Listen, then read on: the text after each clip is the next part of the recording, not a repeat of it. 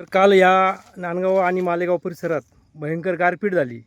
आपण ह्या गारपिटीच्या नुकसान पाणी दौऱ्यावर असताना आपण शासनाला व शेतकऱ्यांना दिलासा देण्यासाठी किंवा शासनाला सूचना देण्यासाठी आपण काय सांगाल?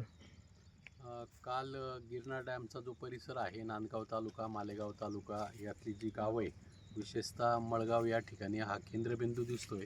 आणि या परिसरामध्ये प्रचंड सायंकाळच्या वेळी ढगफुटीसारखा, म्हणजे एका बाजूला वादळही होता, पाऊसही होता आणि प्रचंड गारपीट झाली. आणि त्यामुळे कांदा पीक आज आपण इथे बघतोय की पूर्णपणे त्याची म्हणजे फार बिकट अवस्था म्हणण्यापेक्षा त्याचा पालाच राहिलेला नाही आहे.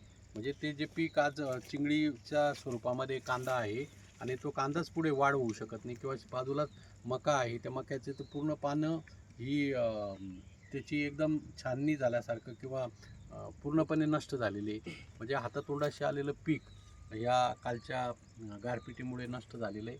तर शासनाने याचे पंचनामे करावे आणि शेतकऱ्यांना मदत दिली तरच शेतकरी आज कांद्याचा भाव जर बघितला तर 700 आणि 800 रुपयांनी कांदा विकला जातो. त्याच्यामध्ये हे आसमानी संकट या ठिकाणी आलं आहे. तर सरकारने याच्यामध्ये राज्य असेल, केंद्र सरकारने लक्ष घालून शेतकऱ्यांना न्याय दिला पाहिजे, हमीभाव दिला पाहिजे आणि हे जे नुकसान झालेले आहे त्याचे ताबडतोब पंचनामे करून त्यांना मदत केली पाहिजे. आपण स्थानिक प्रशासनाला व येथील प्रशासनाला आपण काय निर्देश दिलेले सर? मला माहीत झाल्याबरोबरच फोन करून तहसीलदार यांना सगळ्यांनाही सांगितलं आहे. आज ॲडिशनल कलेक्टर मालेगावचे ते स्वतः व्हिजिट करून आणि पाहणी करत आहे. तहसीलदारांनाही सांगितलं होतं, अधिकारी आता येऊन पंचनामे करून घेतील. परंतु पंचनामे करताना सगळ्या शेतकऱ्यांच्या बांधावर जाऊन जी वस्तुनिष्ठ परिस्थिती आहे ती सरकारपुढे द्यावी.